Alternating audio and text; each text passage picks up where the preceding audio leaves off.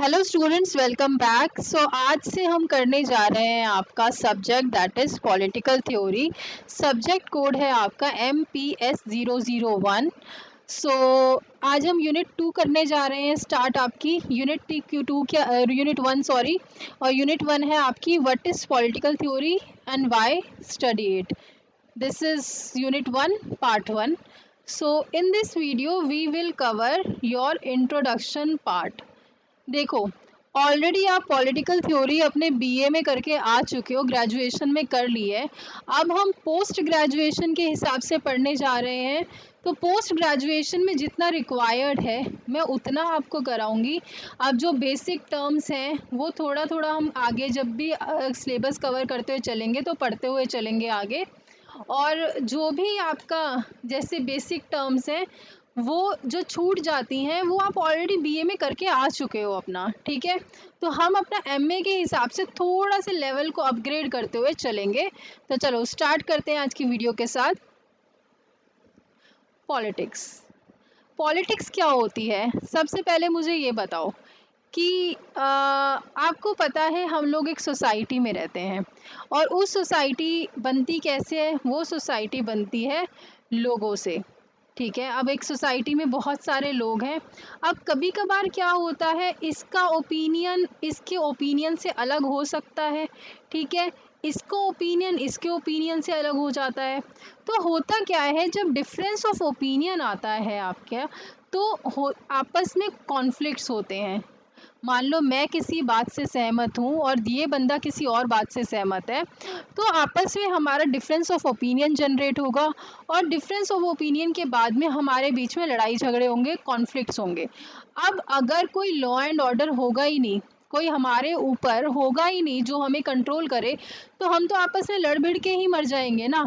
तो इस जो पूरी सोसाइटी है इसके ऊपर भी कोई ऐसा हेड होना चाहिए जो इन सभी लोगों को संभाल सके, जो इसका ओपिनियन भी सुने और इसका ओपिनियन भी सुने और एक लॉ एंड ऑर्डर को मेंटेन करके रख सके। प्लस वो क्या करे, दोनों के ओपिनियन को सुन के, दोनों की राय को सुन के एक बीच का रास्ता निकाले दोनों के लिए ही, ठीक है। तो उसी को हम बोलते हैं पॉलिटिक्स, राजनीति।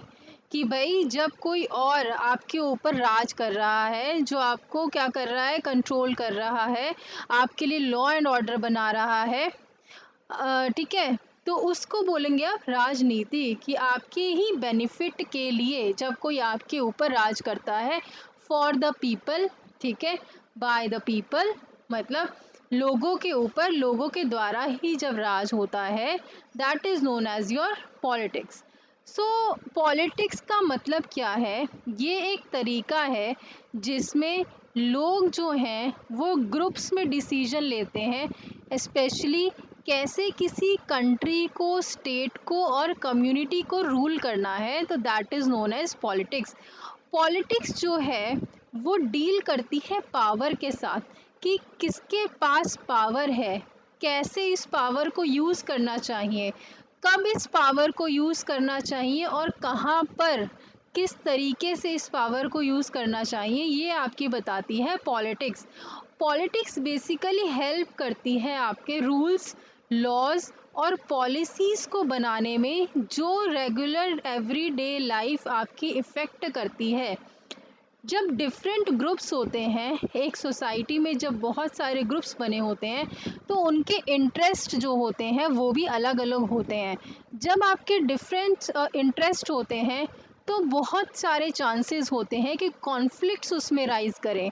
जब कॉन्फ्लिक्ट्स अराइज करेंगे तो कोई ना कोई ऐसी गवर्निंग बॉडी आपके पास होनी चाहिए जो इन कॉन्फ्लिक्ट्स को सॉल्व कर सके।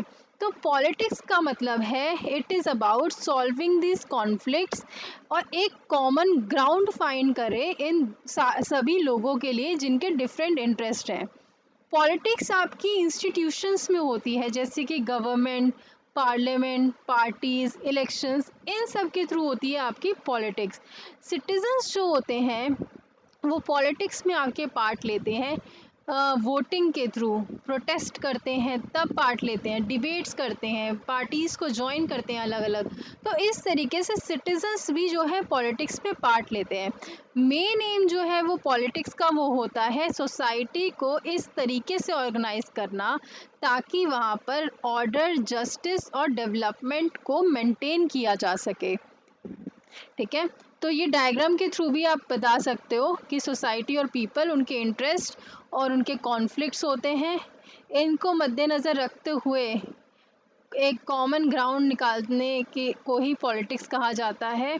पॉलिटिक्स में डिसीजन मेकिंग होती है, पावर और रूल होता है, डिस्ट्रीब्यूशन ऑफ रिसोर्सेज होते हैं और फिर उससे बनती गवर्नमेंट। ठीक है, इन सब चीज़ों को जो इम्प्लीमेंट करती है। अब बात करते हैं पॉलिटिकल थ्योरी की। पॉलिटिकल थ्योरी का मतलब होता है उन आइडियाज़ और प्रिंसिपल्स को स्टडी करना कि कैसे गवर्नमेंट, सोसाइटी और पॉलिटिक्स को वर्क करना चाहिए। ठीक है, और उन्हीं आइडियाज़ और प्रिंसिपल्स को हम बोलते हैं, उसकी स्टडी को हम बोलते हैं पॉलिटिकल थ्योरी। पॉलिटिकल थ्योरी हमसे क्वेश्चंस आस्क करती है, क्वेश्चंस पूछती है, जैसे कि जस्टिस क्या है, फ्रीडम क्या है, किसके पास पावर होनी चाहिए, ठीक है, कैसे रिसोर्सेज को शेयर करना चाहिए, कैसे रिसोर्सेज एलोकेट होने चाहिए अलग अलग लोगों के बीच में। ठीक है, कि इक्वल डिस्ट्रीब्यूशन हो रिसोर्सेज का, ताकि ऐसा ना हो कि कोई तो बहुत गरीब रह जाए और कोई बहुत ही अमीर हो जाए। तो ये सब नहीं होना चाहिए। पॉलिटिक्स का मतलब सिर्फ ये नहीं है कि भाई रियलिटी में भाई पॉलिटिक्स है क्या, बट इसका मतलब ये भी है कि पॉलिटिक्स को कैसा होना चाहिए, कि जो आइडियल पॉलिटिक्स है वो कैसी होनी चाहिए। ठीक है, सिर्फ इसका मतलब ये नहीं होता कि कैसी है वो पॉलिटिक्स, रियलिटी नहीं, बट कैसा एक्चुअल में उसको होना चाहिए। ठीक है, पॉलिटिकल थ्योरी हमें हेल्प करती है ये सोचने में कि फेयर लॉज, गुड लीडरशिप और कैसे हम लिविंग को, जो लिविंग के वेज हैं उनको बेटर बना सकें। ठीक है, देन पॉलिटिकल थ्योरी आपकी थिंकर्स के ऊपर बेस्ड है।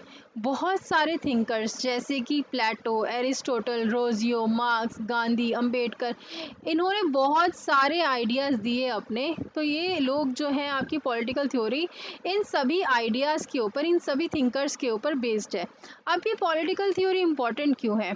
क्योंकि ये हमें अलग क्वेश्चंस जो है वो पूछती है। ठीक है, डिफरेंट डिफरेंट क्वेश्चंस हमसे पूछती है, समझाती है।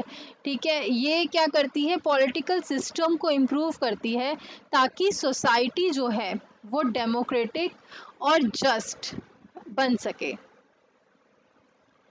एग्जाम्पल देखो, हम अगर पॉलिटिकल थ्योरी में एग्जाम्पल देखें तो वो लेंगे सबसे पहला डेमोक्रेसी का। ठीक है, तो पॉलिटिकल थ्योरी में जो डेमोक्रेसी है, डेमोक्रेसी का मतलब क्या होता है कि जो लोग हैं वो आपस में जो है वो रूल कर रहे हैं। ठीक है, मतलब लोग ही लोगों के ऊपर रूल कर रहे हैं, that is known as democracy. ठीक है, जहाँ पर जो गवर्नमेंट है वो फॉर द पीपल और बाय द पीपल होती है, that is known as a democratic government.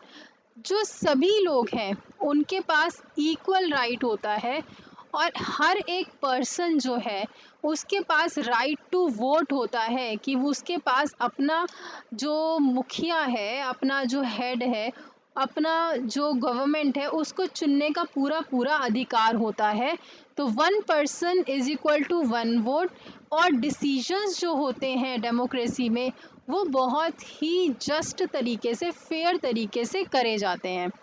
जब हम प्रैक्टिस में देखें, रियलिटी में देखें, रियल लाइफ में कभी कभार क्या होता है कि अब ये तो हो गई डेमोक्रेटिक की बात, डेमोक्रेसी की बात, कि सभी को इक्वल राइट्स मिलने चाहिए, हर एक पर्सन के पास अपना राइट टू वोट है, वो अपनी पसंदीदा सरकार को वोट करके जितवा सकता है।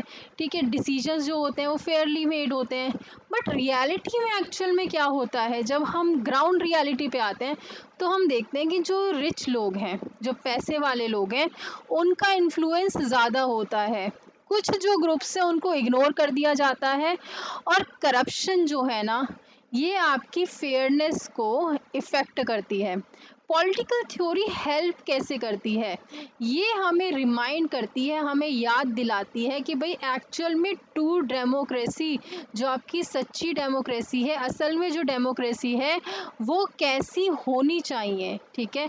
ये हमें प्रिंसिपल्स देती है, जैसे इक्वालिटी, जस्टिस, फ्रीडम, ताकि आप उसको रियलिटी के साथ कंपेयर कर सको। ये हमें गाइडेंस प्रोवाइड करती है कि भाई कैसे हम अपने पॉलिटिकल सिस्टम को इम्प्रूव कर सकते हैं। सो पॉलिटिकल थ्योरी एक मल्टी डायमेंशनल कॉन्सेप्ट है आपका। पॉलिटिकल थ्योरी का मतलब ये नहीं है कि सिर्फ कि ये थ्योरी ऑफ पॉलिटिक्स है, ठीक है? सिर्फ इसका मतलब ये नहीं है कि ये थ्योरी ऑफ पॉलिटिक्स है, बट इसका वाइडर स्कोप है। मतलब एज अ थ्योरी भी हम इसको देखते हैं पॉलिटिकल थ्योरी को, as science, as philosophy, as ideology. इन सभी तरीके से हम देखते हैं पॉलिटिकल थ्योरी को, और इसीलिए हम कहते हैं कि ये एक मल्टी डायमेंशनल कॉन्सेप्ट है। जब हम बात करते हैं कि पॉलिटिकल थ्योरी एक थ्योरी है, ठीक है, एज अ थ्योरी जब हम पॉलिटिकल थ्योरी को बताते हैं तो इसका मतलब है ये आपको एब्स्ट्रैक्ट मॉडल प्रोवाइड करती है पॉलिटिकल ऑर्डर के। जब हम इसको साइंस के रूप में देखते हैं तो हम क्या कैसे देखते हैं? पॉलिटिकल थ्योरी आपको आपकी जो पॉलिटिकल रियलिटी है उसको एक्सप्लेन करती है ऑब्जेक्टिवली। फिलॉसफी की तरह जब हम इसको देखते हैं, ये हमें मॉरल रूल्स को प्रिस्क्राइब करती है एक गुड सोसाइटी के लिए। और जब हम आइडियोलॉजी की तरह देखें इसको, पॉलिटिकल थ्योरी को, तो इवैल्यूएट करती है और जस्टिफाई करती है ये पॉलिटिकल सिस्टम को। अब बात करते हैं second point, political theory as an abstract model. So Bluhm ने 1981 में पॉलिटिकल थ्योरी को किस तरीके से आपको एक्सप्लेन किया था? उन्होंने कहा था कि जो पॉलिटिकल थ्योरी है ना, ये स्टैंड करती है for an abstract model of political order. ये आपका फ्रेमवर्क प्रोवाइड करती है, ठीक है, और हमें गाइड करती है ताकि किस तरीके से आप सिस्टमैटिकली जो पॉलिटिकल डाटा है उसको कलेक्ट कर सकते हो, क्लासिफाई कर सकते हो और एनालाइज कर सकते हो। सो ये इसीलिए हम इसको कहते हैं कि वो political theory as an abstract model, ये एक टूल की तरह सर्व करती है एम्पेरिकल इंक्वायरी के लिए।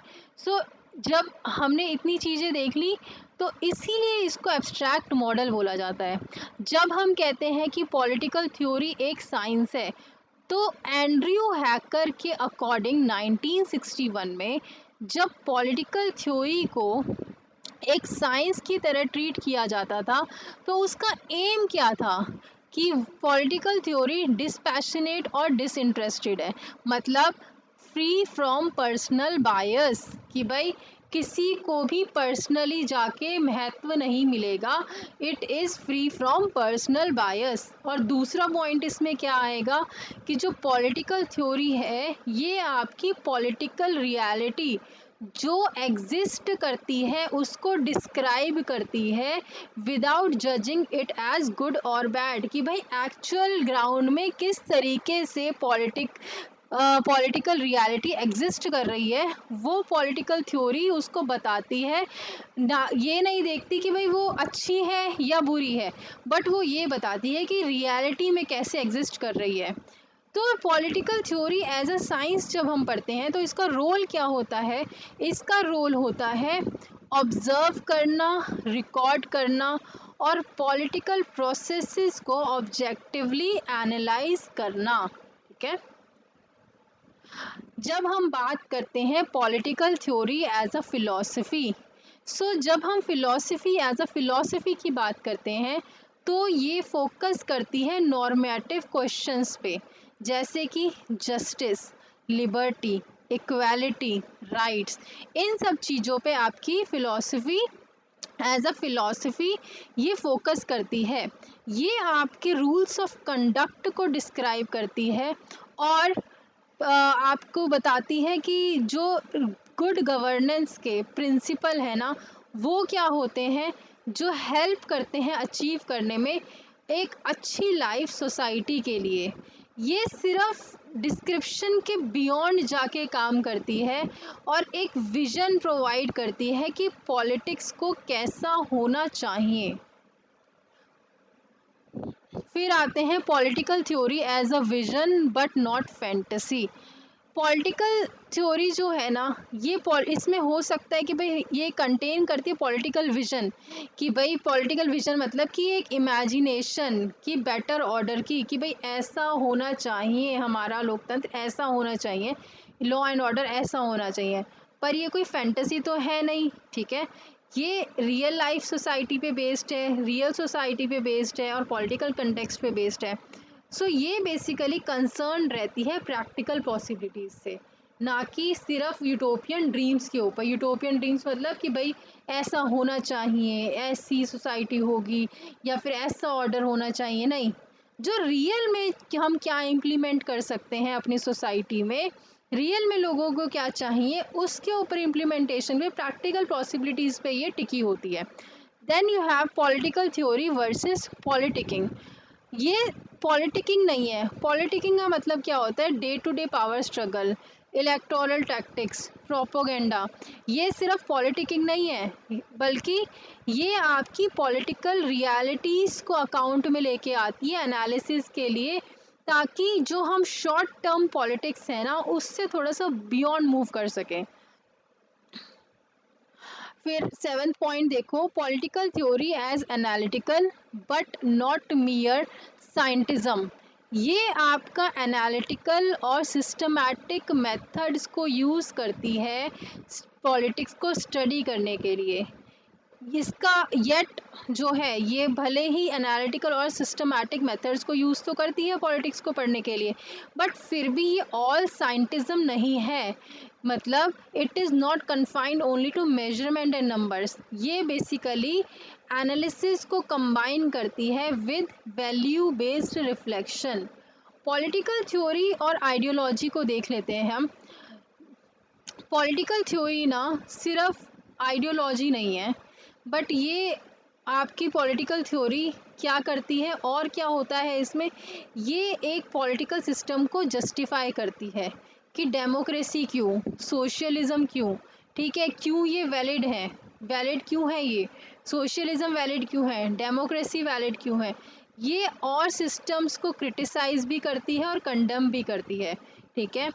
It is elements of value judgment and justification like ideology. Then you have political theory as dynamic. Political theory static नहीं है, बल्कि ये टाइम के साथ, सोसाइटी के साथ और पॉलिटिकल चैलेंजेस के साथ चेंज होती है।